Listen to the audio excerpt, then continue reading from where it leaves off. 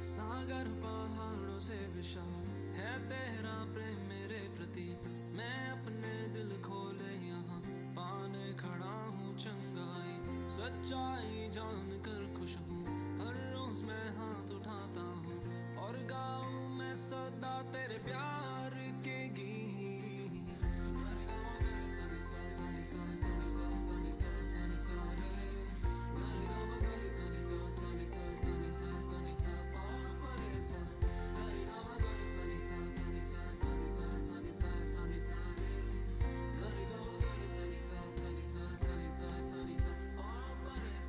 सागर पहाड़ों से विशाल है तेरा प्रेम मेरे प्रति।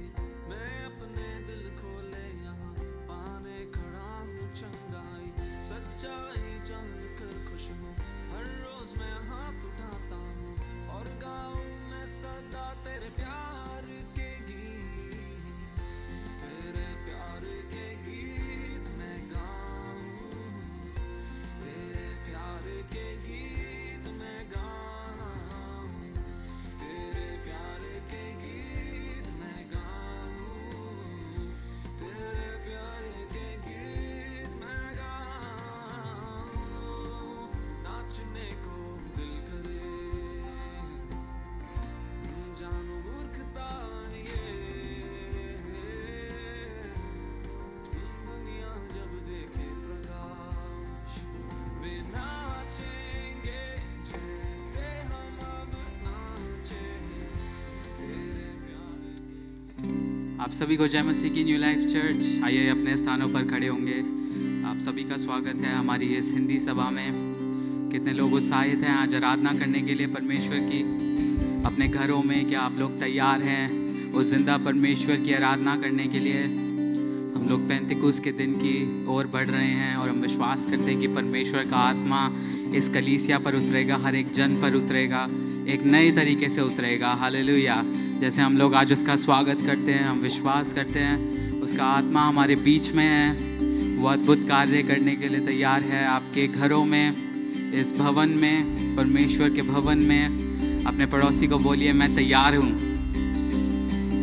मैं तैयार हूँ परमेश्वर के अद्भुत कार्यों के लिए, उसकी भलाइयों के लिए, उसकी करुणा के लिए, उसकी अच्छाई के लिए। मेरे जीवन में मैं तैयार हूँ, उसकी उपस्थिति के लिए इस जगह में मैं तैयार हूँ, उसकी महिमा करने के लिए मैं तैयार हूँ, उसकी आराधना करने के लिए मैं तैयार हूँ, उसके नाम को ऊंचा उठाने के लिए मैं तैयार हूँ।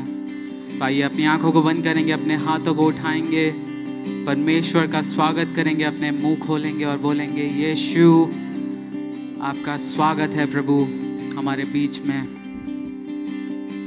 मेरे प्रेमी परमेश्वर, आपका स्वागत है हमारे बीच में। हम आपके प्रेम को मनाते हैं, आपकी उपस्थिति को मनाते हैं इस जगह पर प्रभु। आपकी विश्वास योग्यता हमारे जीवन में जो है उसको हम मनाते हैं आज के दिन प्रभु। आपके आत्मा को पुकारते हैं प्रभु कि हमारे बीच में आए, हर एक दिल को छुए, हर एक मन को छुए। जो आप करना चाहते हैं वो करें प्रभु। आइए जोरदार तालियां बजाएंगे और उसका स्वागत करेंगे इस जगह में, उसकी आराधना करेंगे।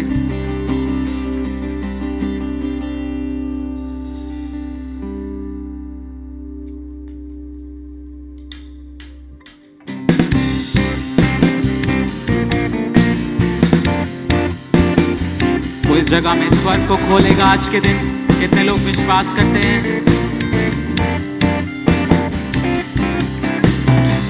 सारे तालियां बजाएंगे।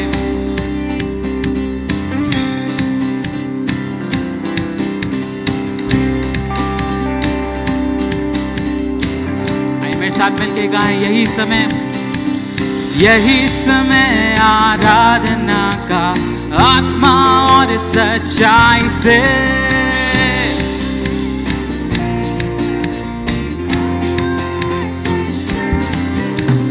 यही समय आराधना का, आत्मा और सच्चाई से। यही समय आराधना का, आत्मा और सच्चाई से। तो क्या आप तैयार हैं? हाँ हम तैयार हैं। स्वर्ग को खोल दे प्रभु, पृथ्वी को भर दे प्रभु, तेरी महिमा के बादलों से। आत्मा उंडेल दे प्रभु, सभी मनुष्यों पर यीशु अपनी आग की बारिश को होने दे। यही समय है प्रार्थना का, आत्मा और विश्वास से।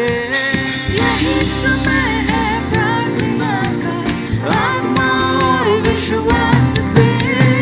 यही समय है प्रार्थना का, आत्मा और विश्वास से। यही समय है प्रार्थना का, आत्मा यही समय कलीसिया, से।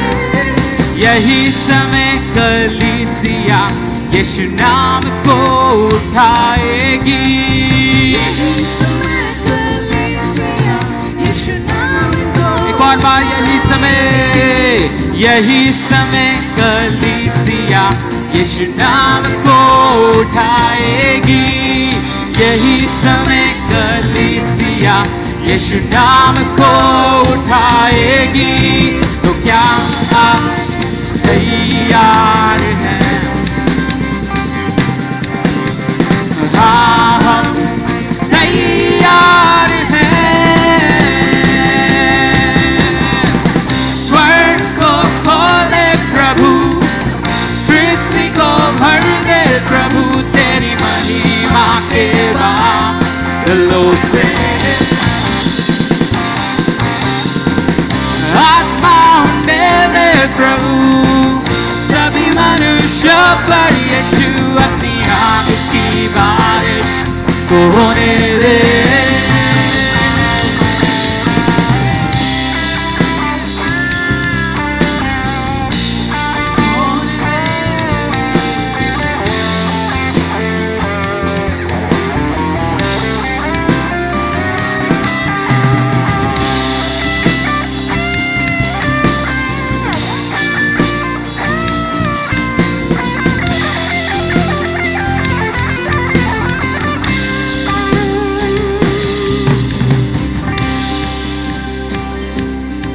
उसके दिन समान, क्या आप उसके आग के भर से जाने के लिए तैयार हैं? आखिरी दिनों में वो अपने आत्मा को हर एक जन पर बरसाएगा। उसकी कलीसिया तैयार है अंगीकार करने के लिए कि यही समय पवित्र आत्मा अपनी आग को बरसाएंगे हमारे इस देश पर, हमारे इस शहर पर, हर एक जन पर। हम साथ में भविष्यवाणी करेंगे। यही समय पवित्र आत्मा अपनी आग को बरसाएंगे। यही समय पवित्र आत्मा अपनी आग को। सारे लोग भविष्यवाणी करें। यही समय पवित्र आत्मा अपनी आग को बरसाएंगे। यही समय पवित्र आत्मा अपनी आग को बरसाएंगे। तो क्या आप तैयार हैं? क्या आप तैयार हैं? बोलो हाँ हम तैयार हैं। ओ स्वर्ग को खोल दे प्रभु, पृथ्वी को भर दे प्रभु, तेरी महिमा के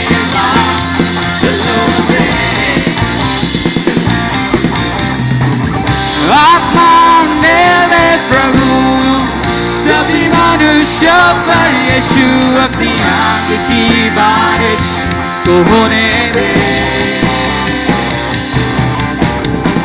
स्वर्ग को खोले प्रभु, पृथ्वी को भर दे प्रभु तेरी महिमा के बादलों से। आत्मा दे दे प्रभु सभी मनुष्यों पर यीशु अपनी आग की बारिश को होने दे।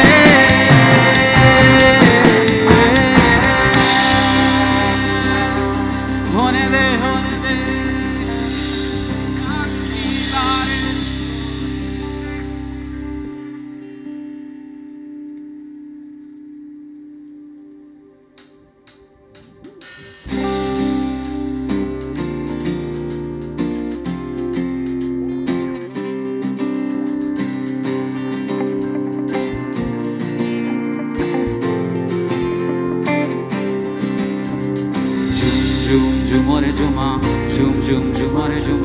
यीशु ख्रिस्त पधारे। झूम झूम झूमरे झूमा, झूम झूम झूमरे झूमा, यीशु ख्रिस्त पधारे। सारे मिलके झूमो, झूम झूम झूमरे झूमा, झूम झूम झूमरे झूमा, यीशु ख्रिस्त पधारे। झूम झूम झूमरे झूमा, झूम झूम झूमरे झूमा, यीशु ख्रिस्त पधारे। झूम झूम झूमरे झूमा, झूम झूम झूमरे झूमा, यीशु ख्रिस्त पधारे। झूम झूम झूमरे झूमा, झूम झूम झूमरे झूमा, यीशु ख्रिस्त पधारे। ओ ओ ओ ओ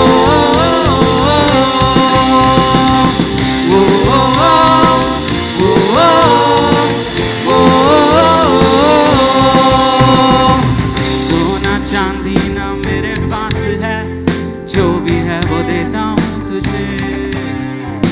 सोना चांदी ना मेरे पास है, जो भी है वो देता हूँ तुझे। उठ जा मेरे बंधु तू खड़े हो के चल, यीशु नाज़री के नाम से। झूम झूम झूमरे झूमा, झूम झूम झूमरे झूमा, यीशु ख्रिस्त पधारे। झूम झूम झूमरे झूमा, झूम झूम झूमरे झूमा, यीशु ख्रिस्त पधारे। ओ ओ ओ ओ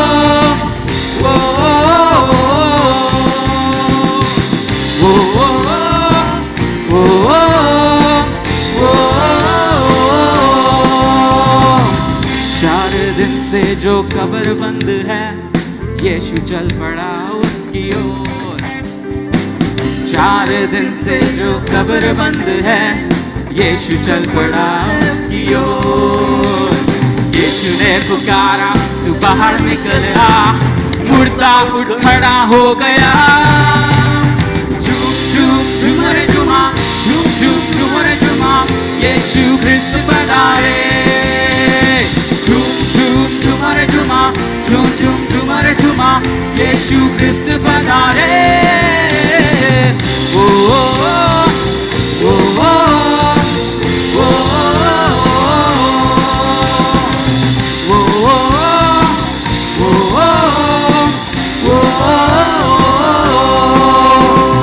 हमको मिला है सुनहरा मौका, यीशु को बुलाए दिल में। हमको मिला है सुनहरा मौका, यीशु को बुलाए दिल में।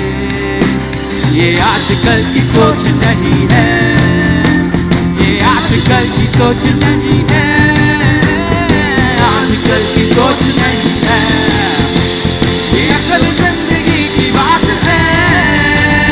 झूम झूम झूमरे झूमा, झूम झूम झूमरे झूमा, यीशु के लिए झूमो सब। झूम झूम झूमरे झूमा, झूम झूम झूमरे झूमा, यीशु ख्रिस्त पधारे।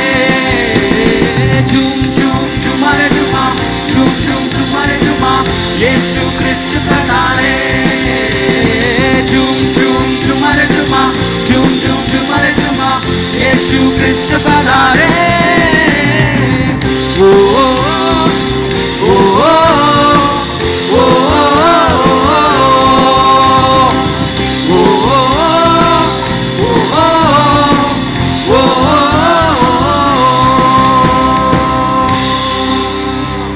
यीशु के लिए सारी धरती झूमती है, हर एक इंसान, हर एक सृष्टि झूमती है।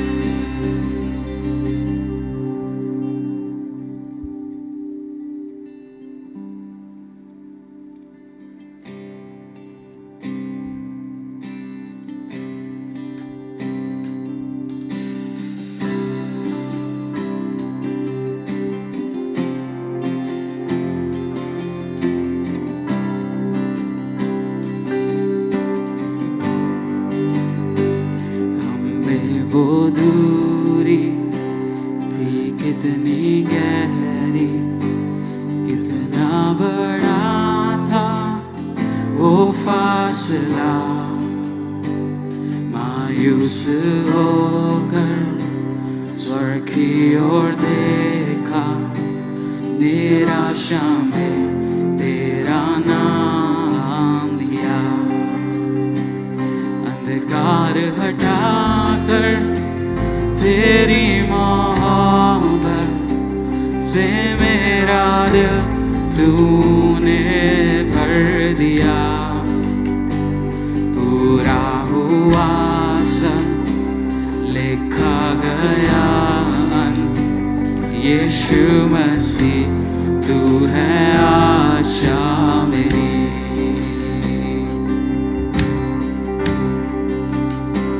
किसने था सोचा कि ऐसी दया मिलेगी हमको भरपूरी से।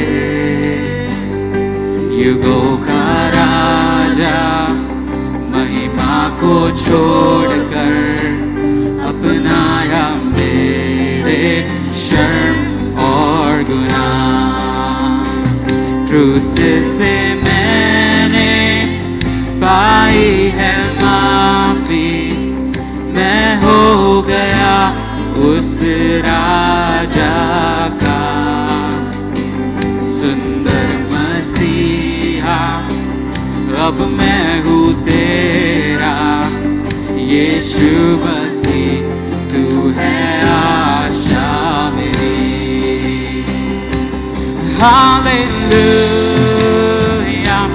प्रभु तेरी स्तुति हो।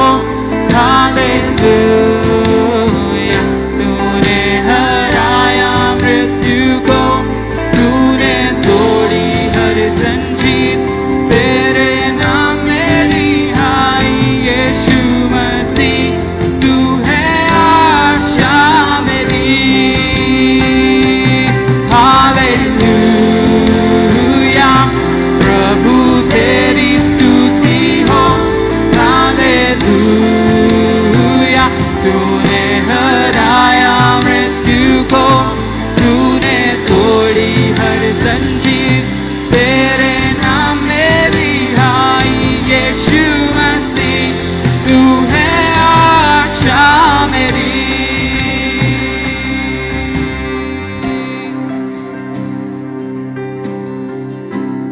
कितने लोग विश्वास करते हैं कि वो हमारी एक सच्ची आशा है, एक जिंदा आशा है।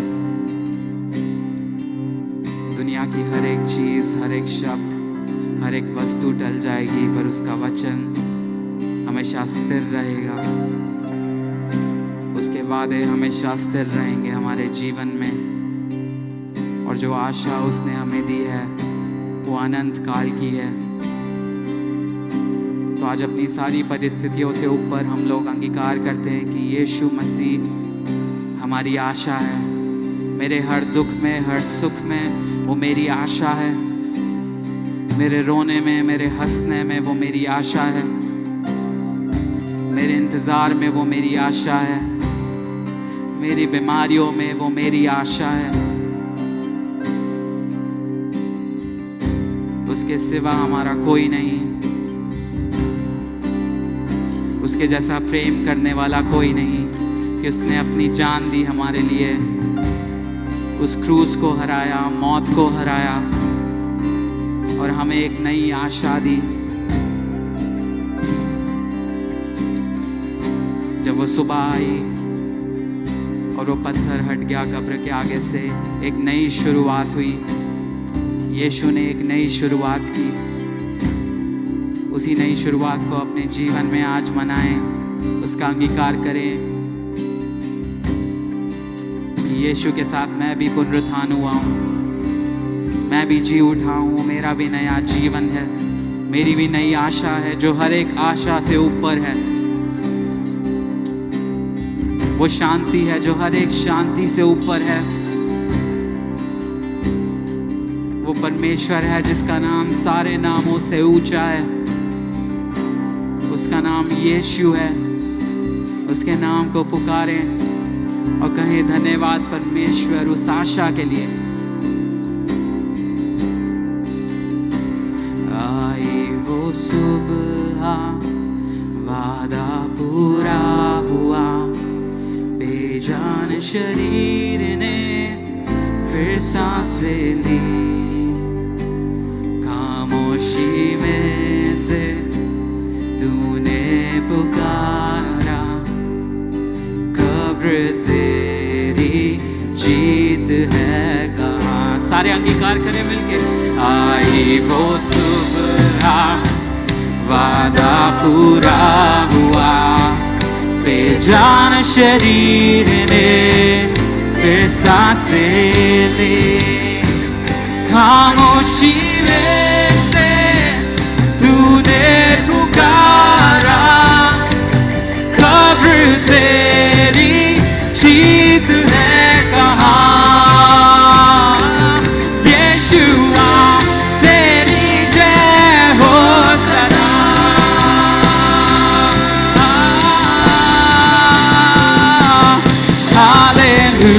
हालेलुया, प्रभु तेरी स्तुति हो। हालेलुया, तूने हराया मृत्यु को, तूने तोड़ी हर जंजीर, तेरे नाम मेरी हाई। यीशु मसीह तू है आशा मेरी। हालेलुया, प्रभु तेरी स्तुति हो। हालेलुया, तूने हराया मृत्यु को, तूने तोड़ी हर जंजीर, तेरे नाम मेरी हाई। यीशु मसीह तू है आशा मेरी। यीशु मसीह तू है आशा मेरी। यीशु मसीह तू है आशा मेरी। उसकी आराधना करे, उसके नाम को ऊंचा उठाए। यीशु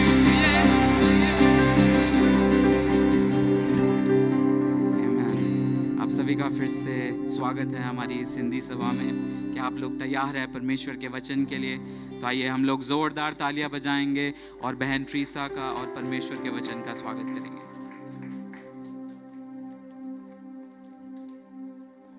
सबको जय मसीह की।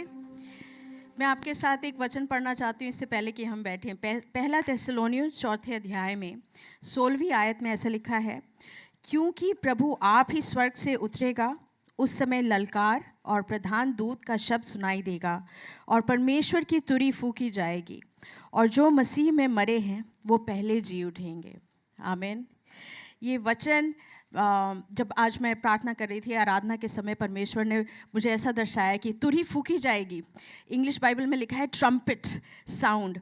और जब हम ऐसे नीचे बैठ करके आराधना करते हैं या इस आराधना को सुनते भी हैं तो कई बार हमें ऐसा लगता है कि कितनी ज़ोर से आवाज़ आ रही है, पर सोचिए जब परमेश्वर आएगा तो तुरही फूंकी जाएगी।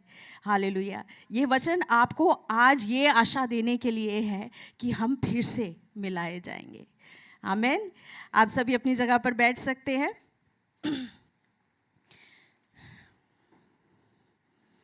कितना अच्छा लगता है ना हम सबको एक उपहार मिलना या एक गिफ्ट मिलना। चाहे आपका बर्थडे हो, एनिवर्सरी हो, हम लोग सब एक उपहार की अपेक्षा करते रहते हैं। और सोचिए आपको एक बहुत सुंदर तरीके से रैप किया हुआ एक प्रेजेंट मिले और आप वो देख करके कितने खुश हो जाते हैं।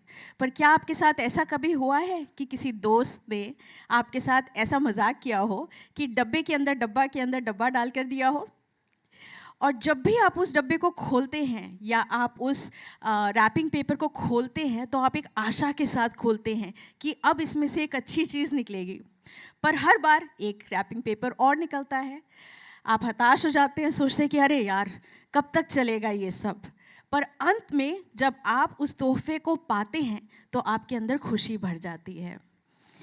इसी तरह से जैसे हम पेंटेकॉस्ट की तैयारी कर रहे हैं, परमेश्वर ने हमें पवित्र आत्मा दिया पेंटेकॉस्ट में, पर उससे पहले हमें बहुत सारे ऐसे उपहार दिए जो कि थोड़ी सी मुश्किलों के साथ भी आए। उस होली स्पिरिट या पवित्र आत्मा का हमारे पास आने से पहले हमने इस्राएलियों का विरोध देखा, हमने परमेश्वर का क्रोध देखा, हमने यीशु मसीह का पूरा किया हुआ काम देखा क्रूस पर जब हमें वो उपहार मिला जो पवित्र आत्मा के रूप में था, वो हमारे लिए एक बहुत ही सुंदर तोहफा बन गया जो हम हर जगह हर समय लेकर के घूम सकते हैं। हालेलुया। पर उस पवित्र आत्मा के मिलने से पहले क्या आप जानते हैं कि हमें अनुग्रह पहले ही मिल गया था, हमें परमेश्वर का प्रेम पहले ही मिल गया था। हम पुराने नियम में भी देखते हैं कि कई बारी परमेश्वर ने अपना अनुग्रह दिखाया, पर लोगों का जो हृदय था वो इतना कठोर हो गया था पाप कर कर के कि उन्होंने परमेश्वर के प्रेम को ना देखा। पर आज मैं आपसे पहले उपहार के बारे में बात करना चाहती हूँ जो कि यीशु मसीह के बलिदान के ज़रिए हुआ, वो था अनुग्रह का उपहार। हालेलुया। आज का वचन पढ़ने से मैं बताना चाहती हूँ कि मैंने जब पवित्र आत्मा को पाया या मैं जब अन्य भाषाओं में बात करने लगी, उससे भी पहले मैंने परमेश्वर का अनुग्रह पाया। उस समय पाया जब मुझे पता भी नहीं था कि मुझे अनुग्रह की ज़रूरत है। अपने जीवन के सबसे बुरे समय में मैंने परमेश्वर का हाथ देखा, परमेश्वर मेरे पास आया, परमेश्वर ने मुझे बुलाया और मुझे दिखाया कि जीवन में आशा है।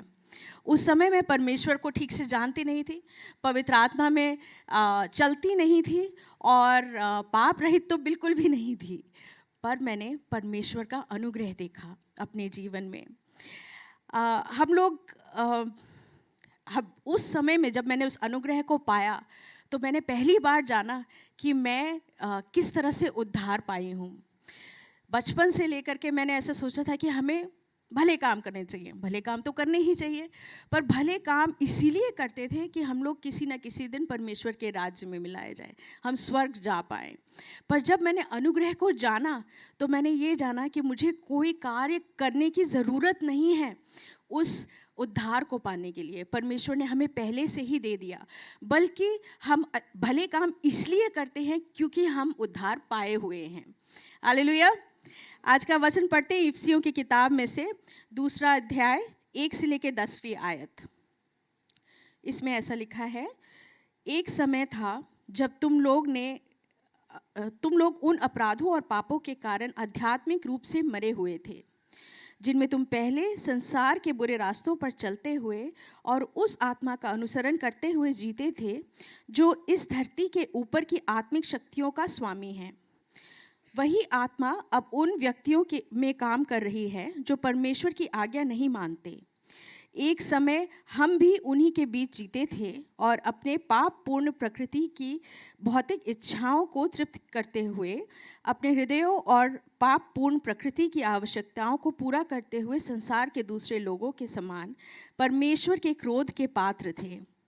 किंतु परमेश्वर करुणा का धनी है, हमारे प्रति अपने महान प्रेम के कारण उस समय अपराधों के कारण हम आध्यात्मिक रूप से अभी मरे ही हुए थे, मसीह के साथ साथ उसने हमें भी जीवन दिया।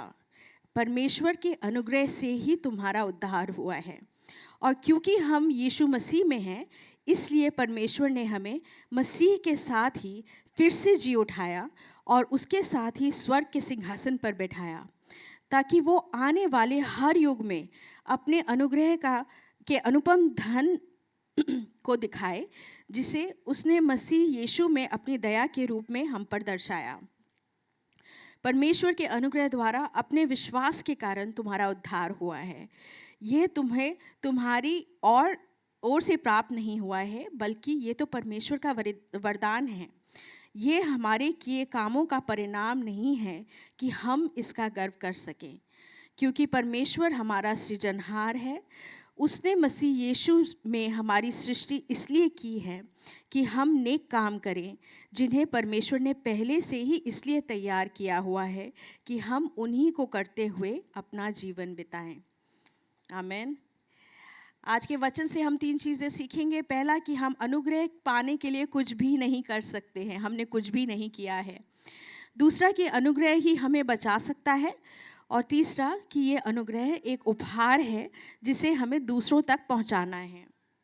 वचन हमें बताता था कि एक समय था जब लोग उन अपराधों और पापों के कारण आध्यात्मिक रूप से मरे हुए थे, जिनमें तुम पहले संसार के बुरे रास्तों पर चलते हुए और उस आत्मा का अनुसरण करते हुए जीते थे जो इस धरती के ऊपर की आध्यात्मिक शक्तियों का स्वामी है। वही आत्मा अब उन व्यक्तियों में काम कर रही है जो परमेश्वर की आज्ञा नहीं मानते।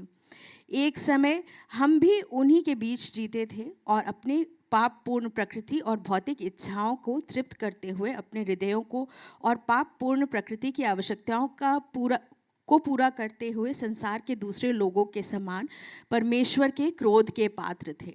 तो अनुग्रह क्या है? अनुग्रह, जैसे कि इंग्लिश में कहा जाता है, इट इज़ अनमेरिटेड फेवर, मतलब कि हम इसको पाने के लिए हम कुछ भी नहीं कर सकते। ये परमेश्वर ने हमें मुफ्त में दे दिया है। दाम जो था परमेश्वर के लिए बहुत बड़ा था। उन्होंने यीशु मसीह का बलिदान किया, जिसके कारण हम लोग सब उसके राज्य में मिलाए गए। पर आपको और मुझे उसको पाने के लिए कुछ भी करने की आवश्यकता नहीं है। ये जो अनुग्रह है हमारे सुसमाचार का केंद्र बिंदु है। इसी के कारण हम सब उद्धार पाते हैं। पर हम देखते हैं, अगर हम पुराना नियम भी देखें तो हम कई सारे ऐसे एग्जाम्पल्स देखते हैं, उदाहरण देखते हैं जहाँ पे हमने परमेश्वर का अनुग्रह देखा। नूह के बारे में लिखा है उत्पत्ति 6 और उसकी 8वीं आयत पे, लेकिन पृथ्वी पर यहोवा को खुश करने वाला एक व्यक्ति था, नूह। और इंग्लिश बाइबल में लिखा है नोआ फाउंड फेवर विद गॉड, मतलब कि उसके पास परमेश्वर का अनुग्रह पहले से ही था। और हम देखते हैं कि जैसे वो बहुत बड़ी बाढ़ आती है, इतने सारे लोग मारे जाते हैं, एक्चुअली सारे के सारे लोग मारे जाते हैं, पर नूह और उसका परिवार वो फिर भी बचाया जाता है। हम लय व्यवस्था की किताब में देखते हैं और किस तरह से इंसानों का जो मन है वो कठोर हो गया। 16वें अध्याय में ऐसा लिखा है, किंतु चिट्ठी डालकर अजालेल के लिए चुना गया बकरा यहोवा के सामने जीवित लिया जाना चाहिए। याजक उसे शुद्ध बनाने के लिए उपासना करेगा, तब वो बकरा मरुभूमि में अजालेल के पास भेजा जाएगा। ये ऐसा दर्शाता है कि लोगों का पाप इतना बढ़ गया था, और जब कि व्यवस्था में ऐसे लिखा गया था कि जब आप ऐसे इस बकरे का बलिदान करेंगे तो आप अपने पापों का भी अटोनमेंट जिसे कहते हैं, कि मतलब अपने पाप भी क्षमा करवा सकते हैं इस तरह से।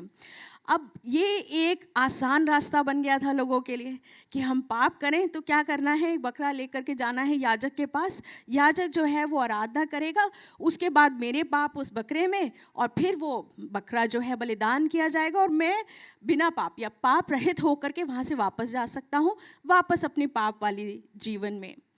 कर करके उनका जो हृदय है वो कठोर हो गया था।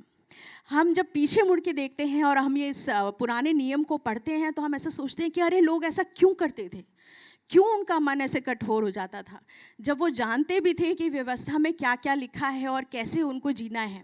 पर मैं आपको बताना चाहती हूँ, व्यवस्था उनके लिए बनाई जाती है जो व्यवस्था को तोड़ते हैं। जो लोग व्यवस्था का पालन करते हैं उनको व्यवस्था की ज़रूरत ही नहीं, क्योंकि वो सही काम करते हैं। समझे? जैसे अगर आपको पता है कि आपको सीट बेल्ट लगानी है अपनी सेफ्टी के लिए, तो आप इसलिए नहीं लगाएंगे कि ट्रैफिक पुलिस वाला पकड़ेगा, बल्कि आप इसलिए लगाएंगे क्योंकि वो आपके लिए सही है। उसी तरह से व्यवस्था में जो नियम थे वो नियम हमारे भले के लिए ही थे, पर जो लोग उन्हें तोड़ते थे और वो पाप में जाते थे उनको वहाँ पर जा कर के ऐसा एक बलिदान देना पड़ता था। कर करके उनके हृदय जो हैं वो कठोर हो गए थे। और मैं आजकल के जीवन से एक एग्जाम्पल देना चाहती हूँ। हम लोग जब देखते हैं ना कि पुराने नियम में ऐसे ऐसा हुआ, हम सोचते थे क्यों करते हैं लोग ऐसा, सब जानते हुए भी क्यों करते हैं। पर एक छोटा सा एग्जाम्पल देती हूँ। जब वो अक्टूबर नवंबर के टाइम पे बहुत पोल्यूशन हो जाता है तो वो BS4 व्हीकल्स वाला एक रूल निकला था। एंड मेरी एक फ्रेंड थी, उसकी जो व्हीकल थी वो BS4 नहीं थी, और वो बाहर गई, ट्रैफिक पुलिस वाले ने पकड़ा और उसमें जो जुर्माना था वो 20,000 रुपये का था। और वो उसने देखा कि 20,000 का जुर्माना है, उसने ट्रैफिक पुलिस वाले से बात करी, बहला फुसला के 500 रुपये दे करके निकल आए। और बहुत शान से, बहुत गर्व से लोग ऐसे बात बताते हैं कि देखो मैंने इतने पैसे बचा लिए, देखो मैंने ऐसा किया। पर हम ये नहीं समझ रहे कि हम पाप के प्रति हम कठोर होते जा रहे हैं, क्योंकि वो गलत काम है ना। पर हम बहुत शान से ऐसे बताते हैं कि देखो मैंने इतने पैसे बचा लिए और मैं तो निकल आई, है ना। अब ये तो रही ट्रैफिक की बात, पर इसी तरह से हम खाने पीने के बारे में भी बोलते हैं, बहुत शान से बताते हैं। हम बुफे में गए थे, बहुत सारा खाना खाया, इतना सारा खाना खाया, पर परमेश्वर के वचन में तो लिखा है ना कि ग्लटनी जो है वो एक पाप है। या हम मदिरा पीने के बारे में भी ऐसा सोचते हैं, हम सुनते हैं कई लोग आते हैं पार्टीज़ वार्टीज़ में जाते हैं, बोलते हैं अरे मैंने तो इतनी सारी शराब पी आज, इतना सारा मैंने किया, बहुत मज़ा आया ऐसे करके। पर हम ये चीज़ भूल जाते हैं कि ड्रंकननेस, ग्लटनी, ये सब जो है परमेश्वर के वचन में बताए गए पाप हैं। पर हम सुन सुन के इतना आदी हो जाते हैं कि हमें ये बात कोई बड़ी बात लगती ही नहीं, हमें लगता है ये तो नॉर्मल है, ये तो चलता है। और हमारा हृदय धीरे धीरे उन चीज़ों के लिए हार्ड हो जाता है, मतलब कि हम उन चीज़ों को एक्सेप्ट करने लगते हैं। इसी तरह से आजकल हम बहुत सारे ऐसे कपल्स में भी देखते हैं जो अवैवाहिक संबंधों में हैं, लिव इन रिलेशनशिप्स बोल करके हम उसे टर्म करते हैं, और हम लोग उसके बारे में बात करते हैं और हम सुनते हैं तो हम चौंकते नहीं हैं, है ना। मैं कल गौतम से भी इसके बारे में बात करी थी कि जब हम ऐसा सब सुनते हैं ना कि एक कपल है जो लिव इन रिलेशनशिप में, तो हम ऐसे नहीं सोचते अरे ये ऐसा क्यों हो रहा है या ये गलत है, क्योंकि हम इसके इतना आदी हो गए हैं कि हमें ये सब सामान्य लगता है। जो चीज़ें परमेश्वर के वचन में बताई गई हैं जो कि गलत हैं और परमेश्वर के वचन के विरोध में हैं, वो सब पाप हैं। उनको देख करके हमारा मन जो है विचलित होना चाहिए, हमारा मन जो है वो कांपना चाहिए कि हम परमेश्वर के वचन के विरोध में कैसे चल रहे हैं। तो हम जब पुराने नियम को देखें और उन लोगों का पाप देखें, तो साथ में हमें अपने जीवन पर भी नज़र रखनी चाहिए कि कौन सी ऐसी चीज़ें हैं जहाँ पे मेरा हृदय जो है वो परमेश्वर के वचन के विपरीत है। हालेलुया। बहुत सीरियस बातें हो गई। हम सब जो है परमेश्वर का जो क्रोध है वो पाने के पात्र है। जो वचन हमें बताता है इतने सारे हमने बुरे काम किए थे या अब भी हम करते रहते हैं कि हम अगर ऐसा सोचें कि व्हाट डिड आई डिज़र्व, मतलब कि मैं क्या डिज़र्व करती हूँ अपने जीवन में या मेरे जीवन में क्या होना चाहिए। कई बार हम ऐसा बोलते हैं ना कि आई डिज़र्व अ प्रमोशन, या मुझे ये नौकरी मिलनी ही चाहिए, एकदम अधिकार से बोलते हैं। या किसी भी चीज़ के बारे में हम ऐसे बोलते हैं ना कि अधिकार से कि ये चीज़ मुझे मिलनी ही चाहिए। वो एक तरह से हम घमंड में आ जाते हैं और कहते हैं कि नहीं, ये तो मुझे मिलना ही चाहिए, ये मेरे जीवन में होना ही चाहिए। बल्कि वचन तो हमें बताता है कि हम सिर्फ परमेश्वर के क्रोध के पात्र थे, सिर्फ परमेश्वर के क्रोध। हम अपने जीवन को भी देखें अगर, तो हमें ऐसा लगेगा कि हम इतने मैले जीवन में रह रहे हैं कि कैसे परमेश्वर का प्रेम हमें मिल सकता है, कैसे हम ये हर रोज़ सांसें ले सकते हैं। ये सिर्फ परमेश्वर के अनुग्रह के कारण है। हम वचन से देखते हैं जबकि यीशु मसीह ने कहानी बताई थी उस उड़ाऊ पुत्र के बारे में जो गया, उसने अपने पापा की सारी धन संपत्ति उड़ा दी, हर तरह के बुरे कामों में वो लगा। पर जब वो वापस आया उसने सोचा उसके पापा क्रोधित होंगे, है ना, और वो ये सोच के आया था कि मेरे पापा के घर में जो नौकर जो खाना खाते हैं शायद वो ही मिल जाए उसे। पर उसके पिता ने उसके साथ क्या किया? उसको वापस वो सारा अधिकार दिया जो कि एक बेटे का था, क्योंकि उस पिता ने एक अनुग्रह को दर्शाया। उसी तरह से हमारा जो परमेश्वर पिता है वो कितना ज़्यादा हम पर अनुग्रह करता है। हम लोग जैसे पेरेंट्स हैं, हम लोग कई बारी अपने बच्चों की जो गलतियां हैं वो नज़रअंदाज कर देते हैं। क्यों? क्योंकि हम उनसे प्रेम रखते हैं और हम उनको बार बार अनुग्रह देते हैं। जब मैं स्टेज में पहली बार आई थी ना, तो पास्टर जी ने मुझे कहा था कि पता नहीं पास्टर जी को याद होगा कि नहीं, पर उन्होंने कहा था ऑफरिंग के बारे में कुछ बांटना। मैं बहुत नई थी इस कलीसिया में, और मेरे ख्याल से मैंने 15 मिनट ले लिए होंगे और उसके बाद मेरे को लगा था अब तो पास्टर मुझे दोबारा बुलाएंगे ही नहीं, वो कहेंगे कि इन्होंने पूरा सर्मन इन्होंने ही कर दिया तो फिर फ़ायदा क्या, राइट। पर मैंने बार बार इस कलीसिया में भी अनुग्रह देखा। हमारे जो आध्यात्मिक पिता हैं, पास्टर विक्टर के ज़रिए, पास्टर एस्थर के ज़रिए, हर बार मैंने अनुग्रह देखा। कितनी सारी गलतियों को उन्होंने नज़रअंदाज किया, साथ में हमको करेक्ट भी किया। उसी तरह से परमेश्वर जब हमें अनुग्रह देता है, इसका मतलब ये नहीं है कि अनुग्रह में हम पाप करते रहें, ये जानते हुए कि हम तो जाएंगे ही स्वर्ग, हम पाप करते रहें, नहीं, बल्कि हम भले काम करेंगे क्योंकि हम बचाए गए हैं। हालेलुया। वचन बताता है, किंतु परमेश्वर करुणा का धनी है, हमारे प्रति अपने महान प्रेम के कारण, उस समय अपराधों के कारण हम आध्यात्मिक रूप से अभी मरे ही हुए थे, मसीह के साथ साथ उसने हमें भी जीवन दिया। परमेश्वर के अनुग्रह से ही तुम्हारा उद्धार हुआ है, और क्योंकि हम यीशु मसीह में हैं, इसलिए परमेश्वर ने हमें मसीह के साथ ही फिर से जी उठाया और उसके साथ ही स्वर्ग के सिंहासन पर बिठाया, ताकि वो आने वाले हर युग में अपने अनुग्रह के अनुपम धन को दिखाए, जिसे उसने मसीह यीशु में अपनी दया के रूप में हमें दर्शाया है। परमेश्वर के प्रेम और दया के कारण ही हम लोग उद्धार पा सकते हैं। वचन कहता है कि वो करुणा का धनी है और उसका जो प्रेम है वो महान है। उसकी करुणा हर एक पाप को छुपा देती है, हर एक पाप को कवर कर लेती है। हम अपने बच्चों को भी जब देखते हैं, जैसे अगर हमारे बच्चे बीमार होते हैं, कभी जोई बीमार हुई और कई बारी ना बीमारी में उल्टी करती है, गंदगी, बहुत गंदगी हो जाती है, राइट। पर उस समय में भी जब बच्चा रो रहा है, बच्चा इतनी तकलीफ़ में है, हम सफाइयाँ नहीं करने लग जाते, क्योंकि हम बच्चे को देखते हैं, उसके प्रति हमारा जो प्रेम है वो उमड़ता है और हम उस बच्चे को गले लगा लेते हैं। उसी तरह से परमेश्वर जब मुझे देखता है ना, तो वो मुझ में पाप नहीं देखता, वो मुझे पहले गले लगाता है, वो मुझे पहले प्रेम दिखाता है, और उसके बाद उसकी मदद सहायता से हम अपने जीवन को सुधार पाते हैं। जब भी वो हमें देखता है तो वो एक पाप से भरे हुए मनुष्य को नहीं देखता, वो यीशु मसीह के उस बलिदान को देखता है। वो जब मुझे देखता है तो वो देखता है कि मैं यीशु मसीह के लहू से सर से लेके पांव तक धुली हुई हूँ, मेरे अंदर कोई दोष नहीं है, और वो उसी प्रेमी पिता की तरह मुझसे प्रेम रखता है।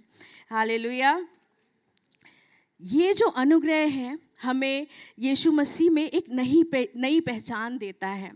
हम जैसे जैसे हम परमेश्वर को जानते हैं, हम अपनी उस आइडेंटिटी में या अपनी उस पहचान में पूरी तरह से रूटेड हो जाते हैं।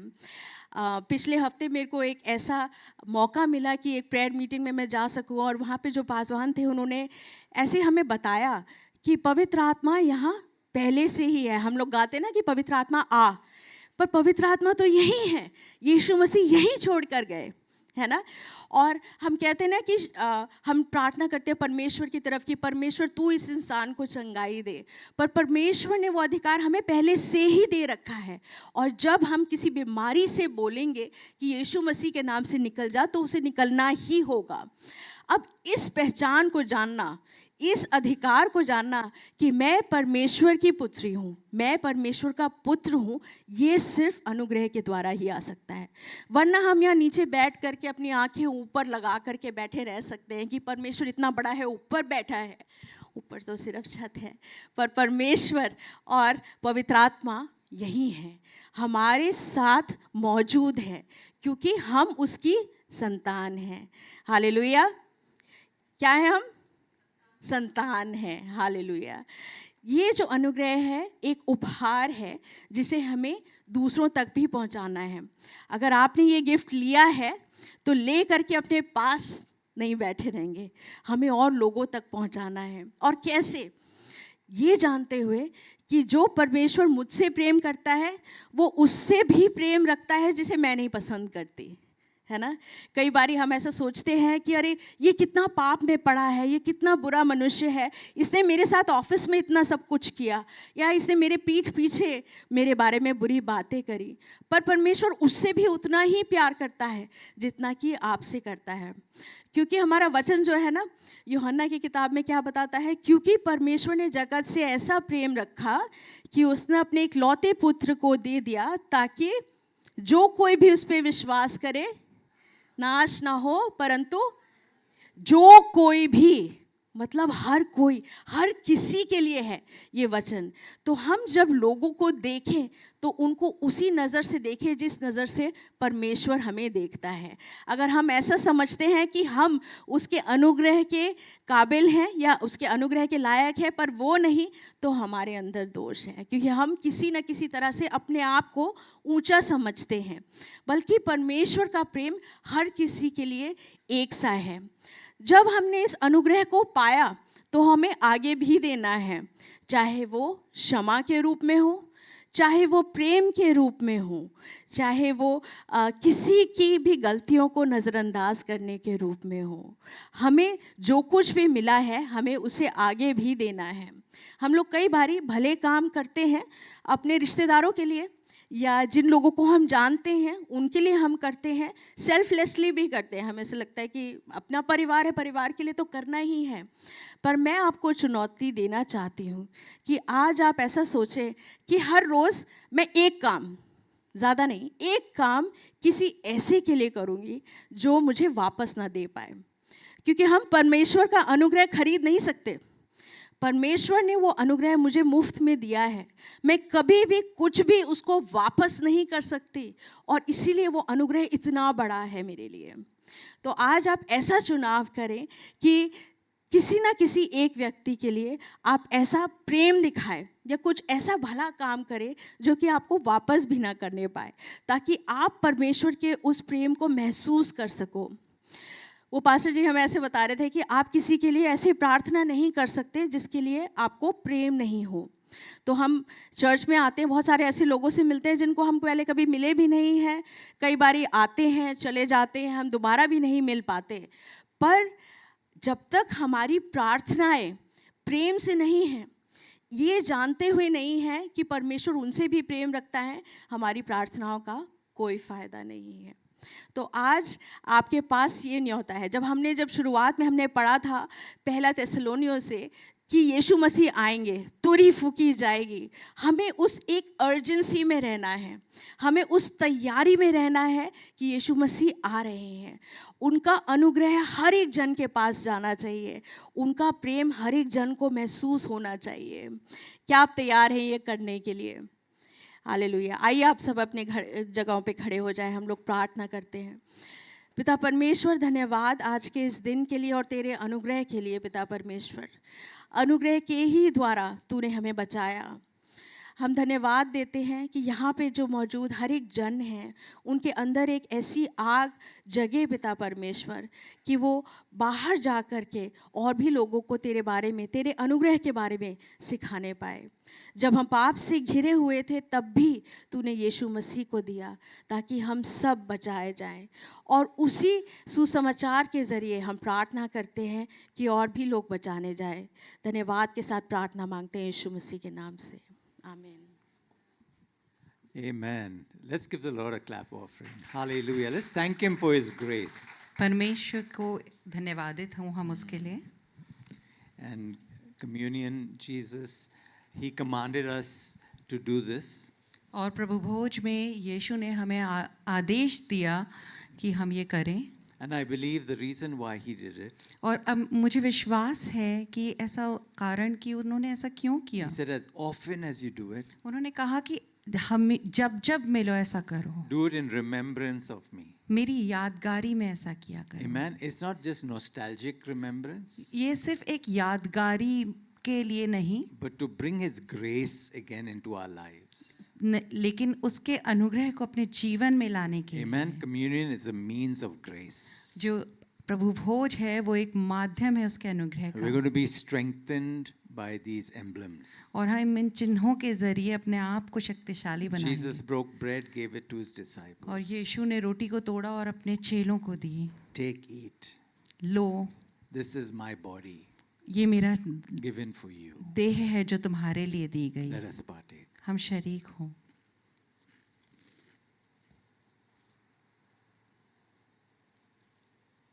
After supper, He took the cup. और खाने के बाद उसने प्याला लिया He said, "This is a cup of the new covenant in my blood. और कहा कि ये नई वाचा लहू में नहीं वाचा है मेरी, Do this in remembrance of me." मेरी यादगारी में ऐसा ही किया करो। Amen. Let us partake. हम इसमें शरीक हों।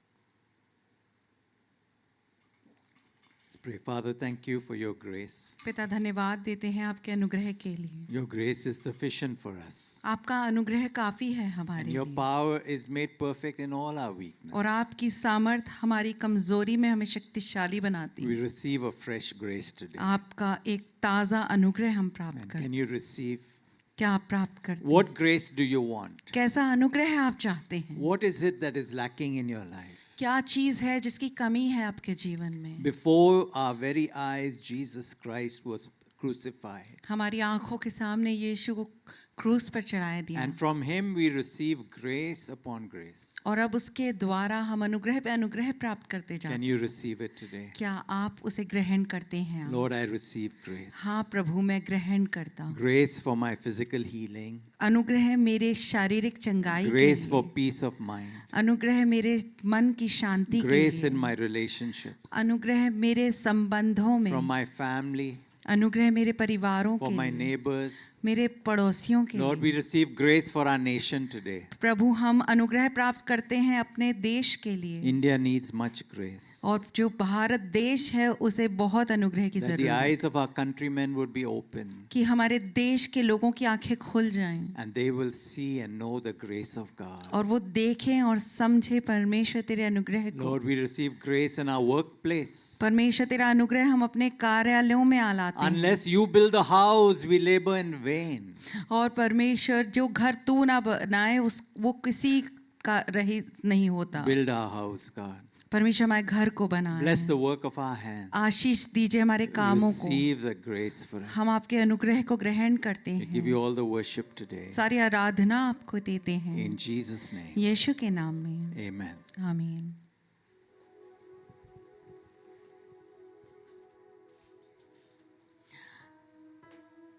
कितना सामर्थी वचन था परमेश्वर के अनुग्रह को लेकर के, और आज उसके अनुग्रह को हम आज ही नहीं, पिछले जब से हम हैं इस धरती पर और आने वाले आगे वाले समय में भी हम उसके अनुग्रह को महसूस करते रहेंगे, उसके अनुग्रह से शांति पाएंगे, चंगाई पाएंगे। कितनी सुंदर बात है। इस बात के साथ हम सब बैठ सकते हैं, और यदि कोई आज हमारे बीच में नया है तो मैं आपसे अनुरोध करूंगी कि आप खड़े रहें ताकि हम आपको जान सकें। आपका स्वागत है, welcome to New Life Church. हम एक परिवार हैं और हर रविवार हिंदी कलीसिया में 10 बजे यहाँ मिलते हैं और 11:30 बजे अंग्रेज़ी सभा के लिए मिलते हैं। बहन, आप बाहर जाएंगी, आपको एक कार्ड दिया जाएगा, आप उसमें अपनी डिटेल्स भरिए और हमें बहुत खुशी होगी आपसे मिलके, आपके लिए प्रार्थना करके। तो मैं बहन ट्रीज़ा के सामर्थी वचन को सुन रही थी और हर क्षण हर पल में ये देख रही थी कि उसका अनुग्रह, उसके आगे हम कुछ बोल ही नहीं सकते। और मैं अपने बेटे को भी जो साथ में आया उसको समझाती जा रही थी कि बेटा हम कुछ नहीं है, सुनो, हम उसका अनुग्रह से ही हम हैं, उसका अनुग्रह है तो हम हैं। और ये बात मुझे एक एक वचन आज का मुझे अंदर तक हिलाता गया। और एक बात जो मुझे बहुत सुंदर लगी वो छू गई कि हमारे बच्चे जब बीमार होते हैं तो शायद हम उनकी बीमारियों में उनकी कंडीशन को नहीं देखते, लेकिन फिर भी हम उन्हें प्यार करते हैं। तो कितना महान परमेश्वर है कि हम, हमारी कैसी भी दशा हो, पापमयी हो, कैसी भी हो, परमेश्वर हमें माफ़ करते हैं और हमारे को प्रेम करते हैं। तो आइए इस वचन को आगे बढ़ाते हुए हम एक और जो पवित्र शास्त्र है उसमें एक बात लिखी है उदारता के बारे में।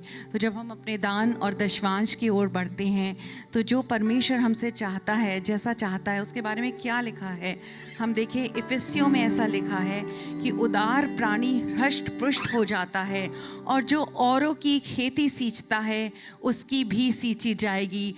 हष्ट पुष्ट इसका अर्थ है प्रॉस्परस। उदार प्राणी प्रॉस्पेरिटी को पाता है, उदार प्राणी पूरी तरह से फलता फूलता है। और परमेश्वर का ये वचन एक वचन ही नहीं, एक वायदा है कि उदार प्राणी किस तरह से परमेश्वर की आशीषों को दिनों दिन अनगिनत रूप से अपने जीवनों में, अपने बच्चों में, अपने बच्चों के बच्चों में देखता चला जाता है।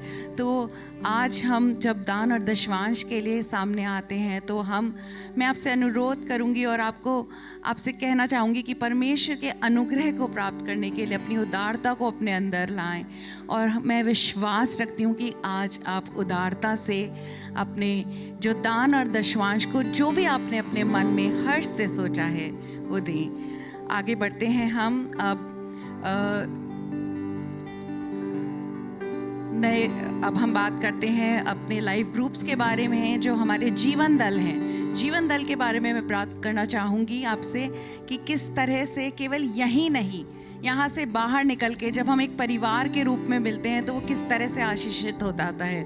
हर एक जन यदि इस तरह से एक लाइफ ग्रुप में जुड़ता है तो वो एक बहुत बड़ा आशीष का कारण बनता है उनके लिए। तो यदि आप अभी तक किसी लाइफ ग्रुप से नहीं जुड़े हैं तो मैं अनुग्रह करूंगी कि आप बहन ट्रीज़ा या भाई शेन से बात करें और वो आपको किसी भी जो आपके करीबी लाइफ ग्रुप होता है वहाँ पे निश्चय ही जोड़ेंगे और आप परमेश्वर की आशीष में बढ़ते चले जाएंगे।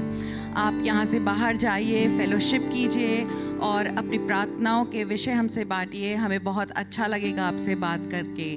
धन्यवाद। अब मैं भाई शेन से अनुग्रह करूंगी कि वो अगुवाई करे आराधना में। आइए सारे लोग अपने स्थानों पर खड़े होंगे।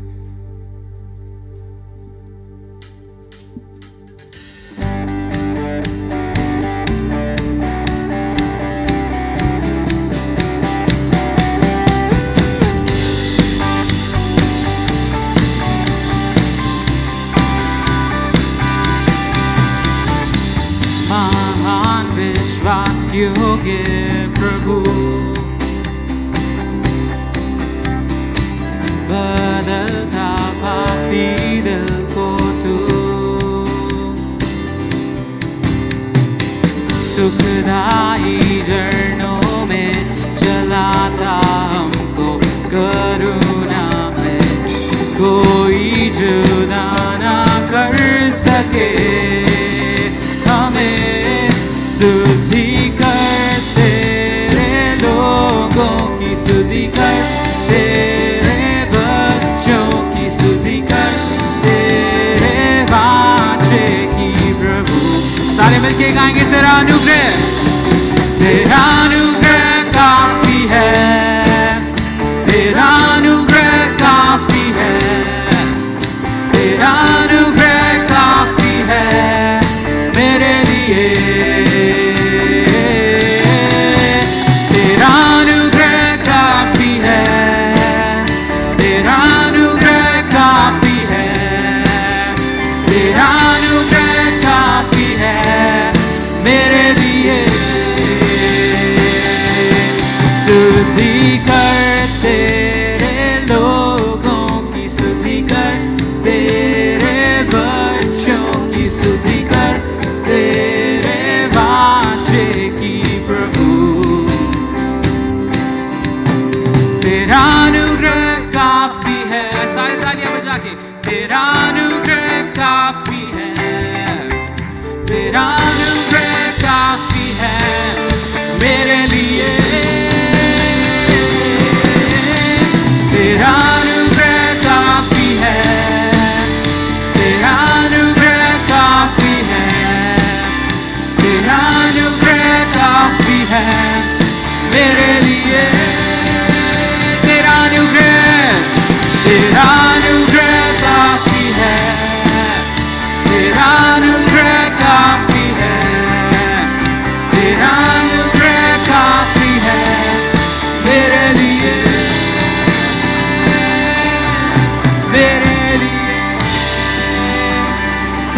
बोलेंगे यीशु मसीह की, यीशु मसीह की। आप सभी का बहुत बहुत धन्यवाद हमारी इस सभा में आज जुड़ने के लिए। आप बाहर जाके एक दूसरे के साथ संगति कीजिए और एक दूसरे के साथ अपनी गवाहियाँ बांटें, एक दूसरे के लिए प्रार्थना करें। परमेश्वर आप सभी को बहुत बहुत आशीष दे। जय मसीह की।